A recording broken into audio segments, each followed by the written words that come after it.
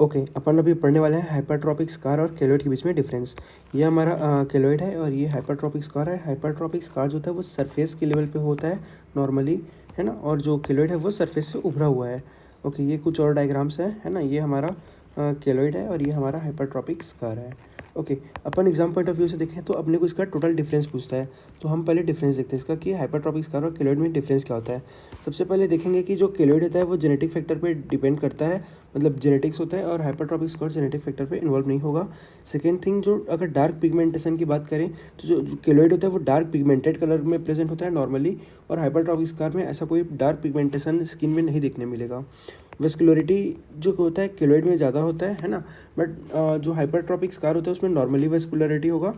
और अगर cell composition की बात करें तो जो केलॉइड होता है उसमें सेल का डिस्ट्रीब्यूशन सेंट्रल पार्ट में कम होता है, वेयर एज हाइपरट्रॉपिक स्कार में यूनिफॉर्म डिस्ट्रीब्यूशन होता है, नॉर्मली डिस्ट्रीब्यूटेड होंगे सेल्स, है ना। सॉरी, वेस्कुलरिटी जो है ब्लड सप्लाई की बात करें तो ब्लड सप्लाई जो होता है इंक्रीज हो जाता है केलॉइड में, और हाइपरट्रॉपिक स्कार में ब्लड सप्लाई नॉर्मल होता है।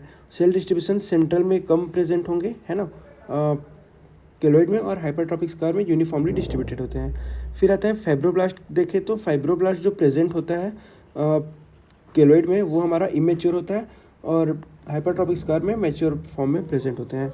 कोलेजन सिंथेसिस जो होता है वो टोटली डिसऑर्डर्ड हो जाता है ना, डिसऑर्गेनाइज हो जाएगा केलॉइड में, और हाइपरट्रॉपिक स्कार में ये कोलेजन सिंथेसिस होगा वो ऑर्गेनाइज फॉर्म में होगा बट एक्सेस हो जाता है ना, बैलेंस डिस्टर्ब होगा बट ऑर्गेनाइज फॉर्म में सिंथेसिस होता है। केलॉइड कॉमन होता है फीमेल में, और ऐसा कोई सीन नहीं होता है हाइपरट्रॉपिक स्कार फीमेल में। साइड की बात करें तो ये हमारे ट्रायंगुलर रीजन होता है, बॉर्डर बाय द स्टर्नम और शोल्डर में, इसका कोई साइड स्पेसिफिक नहीं होगा। बॉर्डर देखा जाए तो जो केलॉइड होता है वो एक्चुअल जो मार्जिन होता है उसको क्रॉस करके, है ना, क्रॉस कर जाता है उसका बॉर्डर, बट ये जो हाइपरट्रॉपिक स्कार होता है वो एक पर्टिकुलर बॉर्डर पे कन्फाइंड होता है ना। तो ये इसका बॉर्डर कन्फाइंड होगा हाइपरट्रॉपिक स्कार का, और जो एक्सटेंशन होता है वो क्लॉ लाइक एक्सटेंशन प्रेजेंट होगा केलॉइड में, और इचिंग और पेन टेंडरनेस भी प्रेजेंट होते हैं हमारे केलॉइड में, whereas same thing absent होंगे हमारे हाइपरट्रॉपिक स्कार में। रिग्रेशन की बात की जाए तो टाइम के साथ आफ्टर 6 to 8 मंथ जो हमारा हाइपरट्रॉपिक स्कार है वो हमारा कम होने लगता है ना, साइज उसका डिक्रीज होने लगेगा, बट ऐसा रिग्रेशन कोई अपने को देखने नहीं मिलता है केलॉइड में। Next thing is prevention. तो प्रिवेंशन, इसका कोई स्पेसिफिक प्रिवेंशन नहीं है केलॉइड्स का, बट हाँ अगर हम पॉजिटिव फैक्टर को अगर रिमूव कर देते हैं हाइपरट्रॉपिक स्कार से, है ना, जो स्कार कर रहा है वो ऑर्गेनिज्म को अगर पॉजिटिव फैक्टर को रिमूव कर देंगे तो वहाँ पे हम उसको प्रिवेंट कर सकते हैं। तो इसीलिए केलॉइड का ट्रीटमेंट जो होता है वो डिफिकल्ट होता है, वेयर एज हाइपरट्रॉपिक स्कार का ट्रीटमेंट ईजी होगा। रिकरेंस की बात किया जाए तो अगर कंप्लीटली उसको अगर ट्रीटमेंट नहीं किया है, लाइक अगर हम एक्सीजन करते हैं तो कंप्लीट अगर एक्सीजन नहीं करेंगे तो वो रिकरेंस होने का चांस होता है, जबकि हाइपरट्रॉपिक स्कार में कोई रिकरेंस नहीं होगा। कॉम्प्लिकेशन में अगर ये कंटिन्यू अगर प्रेजेंट रहता है तो वो इन्फेक्शन अल्सरेशन भी करा सकता है, बाकी हाइपरट्रॉपिक स्कार में कोई कॉम्प्लिकेशन नहीं होता है। और प्रेसिपिटेटिंग फैक्टर देखा जाए तो अगर पेशेंट को टीबी होता है या फिर साइट अगर ईयर लोब है या वैक्सीनेशन इंजेक्शन साइट पे हो रहा है तो ये हमारा और ज़्यादा प्रेसिपिटेट करने का चांस होता है, वेयर एज जो हाइपरट्रॉपिक स्कार का प्रेसिपिटेटिंग फैक्टर होता है वो यंग पीपल में होता है, commonly over the sternum. Okay, अब कुछ कॉमन चीज़ देखते हैं दोनों में मेनली प्रॉब्लम कॉज क्या होता है अगर ये हाइपरट्रॉपिक स्कार या केलॉइड का, तो वो है imbalance in the collagen synthesis, मतलब कि प्रोडक्शन और डिसरप्शन में अगर डिसबैलेंस हो जाएगा तो अपन इसको हाइपर प्रोलिफरेशन, मतलब कि कोलेजन में इसमें इम्बैलेंस होगा तो ये फॉर्म होगा।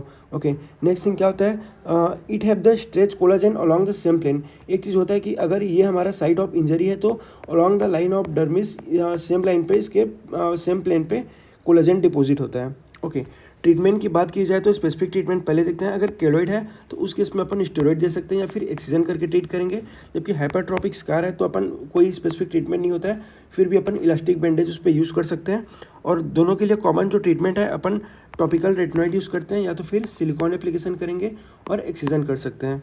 ओके, फिर तो अपन इतना सब पॉइंट को याद कैसे रखेंगे, सिंपल सा अपना निमोनिक है, पीटर ग्रुप वीडियो कॉल किया था, ऐसा कुछ अपन याद रख सकते हैं, Peter group video call. Okay, तो सारे पॉइंट्स को अपन एक बार फाइनली समराइज कर लेते हैं।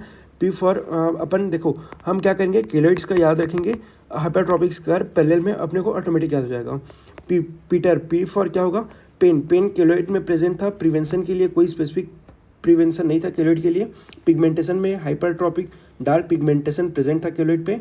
प्रिसिपिटेटिंग फैक्टर में अपन देखे थे टीबी, ईयर लोब, है ना, या फिर इंजेक्शन साइट में प्रेजेंट था। पीटर का पी हो गया। फिर आई फॉर देखेंगे इचिंग, तो इचिंग जो होता है वो केलॉइड में प्रेजेंट होता है। फिर टी फॉर होगा टेंडरनेस, केलॉइड में प्रेजेंट होगा। ट्रीटमेंट के लिए अभी देखे थे सिलिकॉन, है ना, और एक्सीजन वगैरह। फिर ई फॉर देखेंगे एक्सटेंशन, तो केलॉइड में एक्सटेंशन प्रेजेंट था। ओके, एक्सटेंशन के साथ साथ अपन बॉर्डर भी बता देंगे कि बॉर्डर इसका जो होता है नॉट कन्फाइंड, है ना, मतलब कि ओवर ग्रो कर जाएगा, कन्फाइंड नहीं रहेगा। रिग्रेशन की बात की जाए तो केलॉइड में बिल्कुल रिग्रेशन नहीं होता है टाइम के साथ। और जेनेटिक जी फॉर होता है। ओके, पीटर हमने देख लिया, PEITER, pain, P for pain prevention, pigment precipitation, I for itching, T for tenderness and treatment, E for extension, R for regression. Then next है ग्रुप वीडियो कॉल, तो group का full form क्या होगा, groups video call ना, GRPS। G for है, दो factor है, genetic देखेंगे, जेंडर देखेंगे। तो जेनेटिक में अपन देखे थे कि केलॉइड में प्रीडोमिनेंस होता है, जेनेटिक फैक्टर इफेक्ट करता है, वेरएस जेंडर में फीमेल प्रीडोमिनेंस होता है केलॉइड, है ना।